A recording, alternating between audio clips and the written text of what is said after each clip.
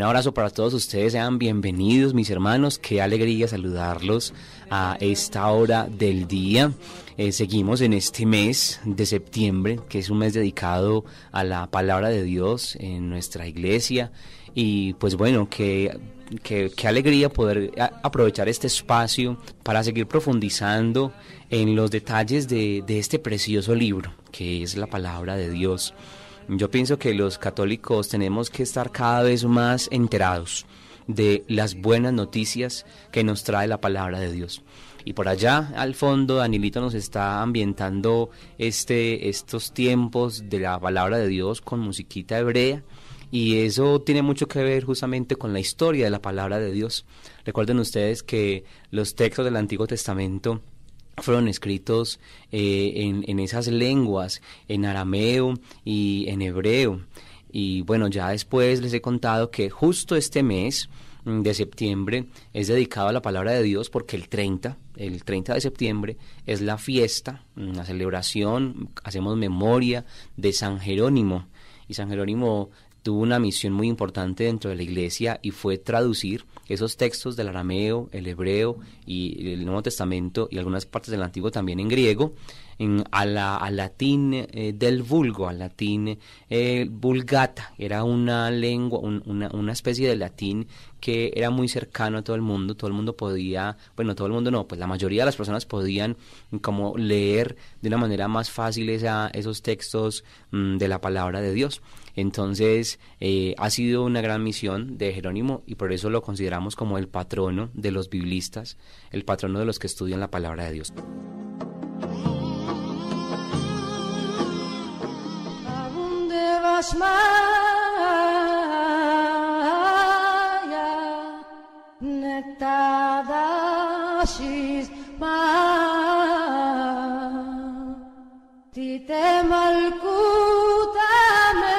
Queremos alabarte y darte gracias, Señor, porque tú eres el Dios que nos habla, eres el Dios vivo, que tu palabra nos crea y nos recrea, cuya palabra nos ilumina.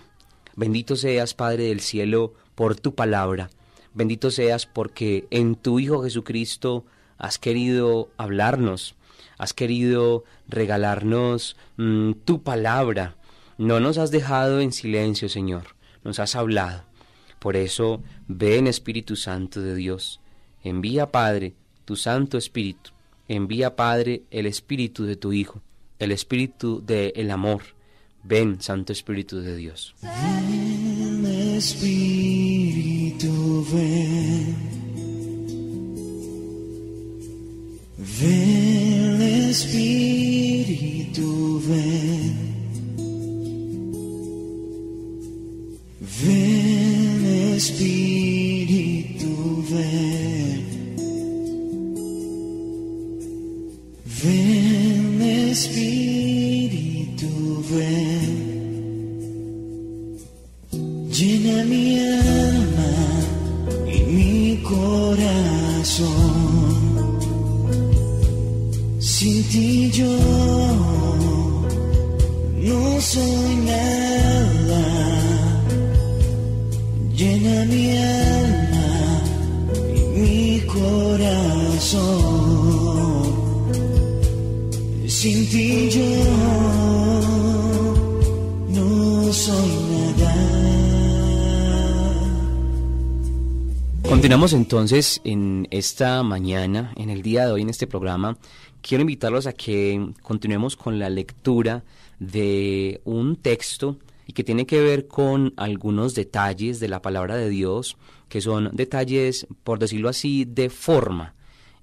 Cuando uno estudia la palabra de Dios, tiene que tener en cuenta que, además de que es un libro inspirado por el Espíritu Santo, es decir, que, como dice el Concilio Vaticano II, es verdadera palabra de Dios, también hay que considerar y tener en cuenta que la Sagrada Escritura también es verdadera palabra humana, es decir, que hunde sus raíces en una historia humana, en unos contextos, en unos tiempos determinados, en unos lugares determinados, en unas épocas determinadas. Así que a la hora de leer la palabra hay que tener en cuenta muy bien de quién se trata es decir, quién es el autor que nos está hablando, por qué nos lo está diciendo, por qué utiliza las palabras que utiliza, entonces los modos, en definitiva, la forma. Ir a esa forma que nos permite encontrar el mensaje último de esa palabra. Por eso los católicos leemos la palabra, los cristianos leemos la palabra mirando ese contexto, mirando esa historia en la cual se enmarca ese texto. No hay que sacarlo de contexto, no hay que tomar la palabra como una herramienta, como algo literal que le permita a uno ponerla a decir lo que no dice. Entonces, justamente ustedes han escuchado mucho que en la escuela decimos esto: un texto fuera de contexto se convierte en un pretexto. Cuando uno saca la palabra o cuando uno saca cualquier texto de su contexto, se convierte en un pretexto. Yo podría leer de pronto, no sé, la novela de Gabriel García Márquez, El 100 años de soledad, y podría ser una lectura, no sé, comunista, capitalista, no sé, una lectura como yo quiera, pero entonces estaría sacando de contexto en cierta medida esa novela, y habría que entrar a examinar si lo que el autor quiere decir es eso. Por eso es importante conocer la palabra desde su forma, ¿cierto? Desde la manera como está compuesta. Y uno podría decir que la forma es como lo de afuera, pero en realidad la forma tiene mucho que ver también con ese contenido, con el fondo. Por eso, cuando uno hace la lectura orante de la palabra, es muy necesario conocer algunas cosas de esa forma. Sí, yo sé que es muy difícil para nosotros, sobre todo porque a veces nos da mucha pereza formarnos, ¿cierto? A veces a los católicos nos da mucha pereza formarnos en la palabra, y tengo que decirlo acá porque es verdad, ¿cierto? Nos da mucha pereza, y entonces los espacios de formación se desaprovechan, los espacios de formación en la palabra son totalmente desaprovechados. Yo frecuentemente escucho la queja de sacerdotes de aquí, que me dicen: ve, yo cada ratico ofrezco estudios bíblicos y la gente viene un día, 2 días y no vuelven. Entonces yo digo, claro, nos falta más amor por esa palabra y más amor por ese estudio. Entonces, cuando hacemos Lectio Divina, es muy necesario, hermanos, que conozcamos esa forma, la manera como está escrita, el contexto de esa palabra, para poder entender lo que puede decirnos a nosotros.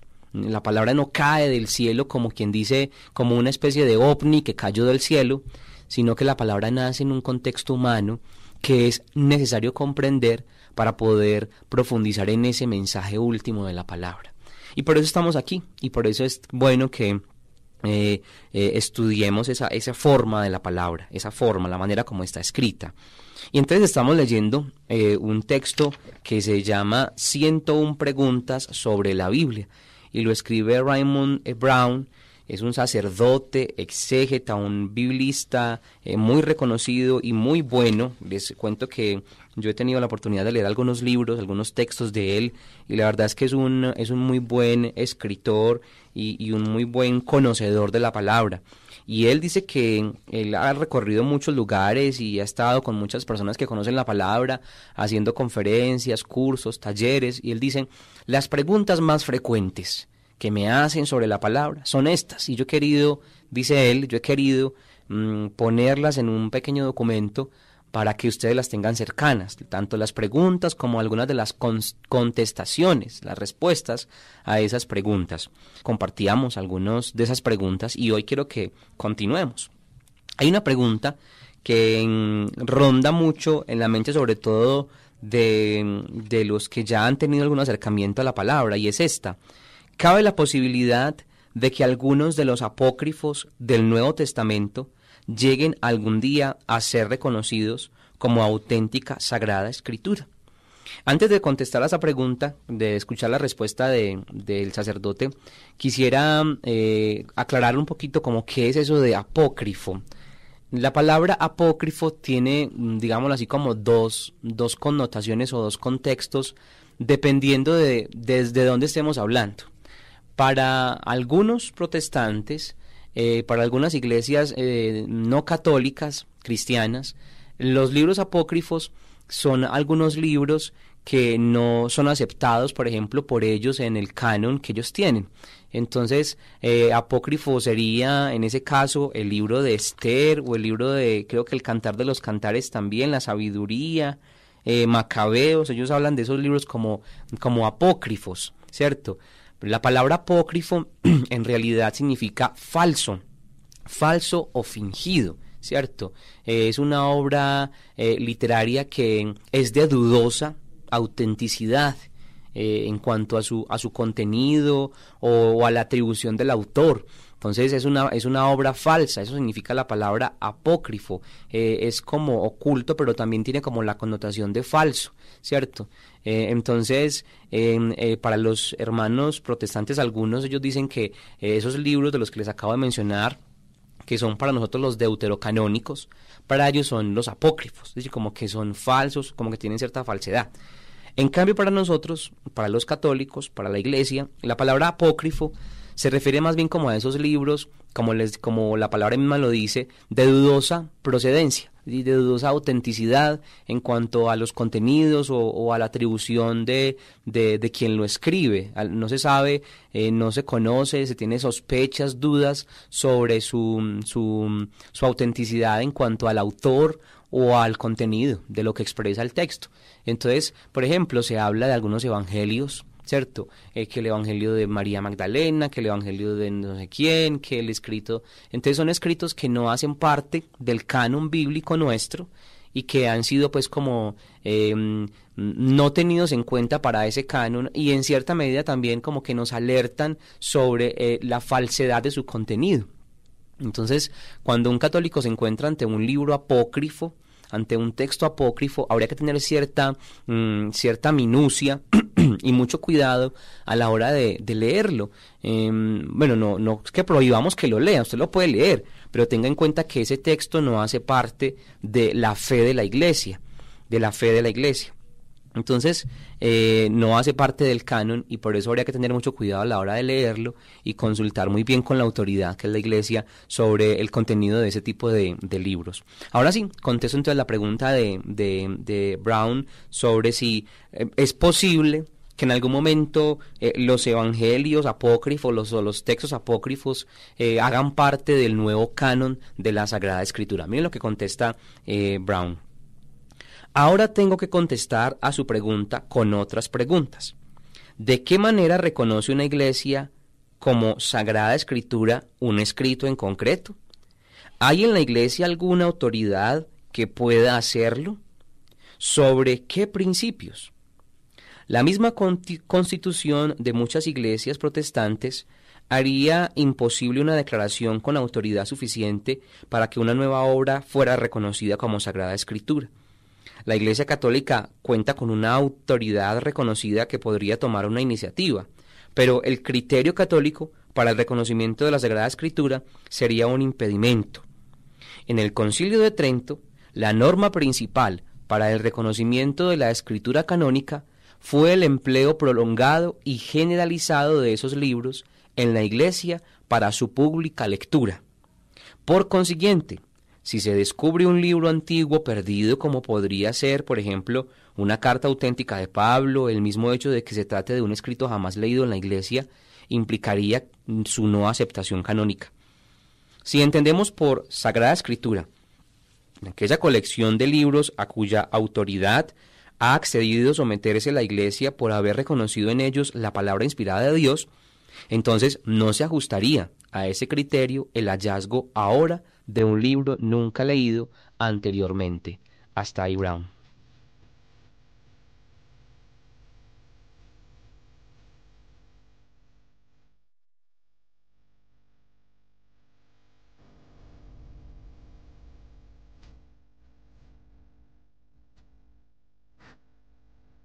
Me detengo en ese detalle que comienza el autor del libro y lo deja pues como en cierta medida como a que uno investigue más. ¿Y a qué me refiero? Como a los criterios fundamentales de la Iglesia Católica para aceptar un libro, un texto como canónico. Entonces él habla, por ejemplo, de que sería muy difícil que las iglesias, el fenómeno del protestantismo es muy amplio, es un fenómeno muy amplio, muy extenso, y entonces entre ellos no hay como una autoridad, no habría como una autoridad que se plantara y diga, bueno, vamos a aceptar estos libros y punto. O sea,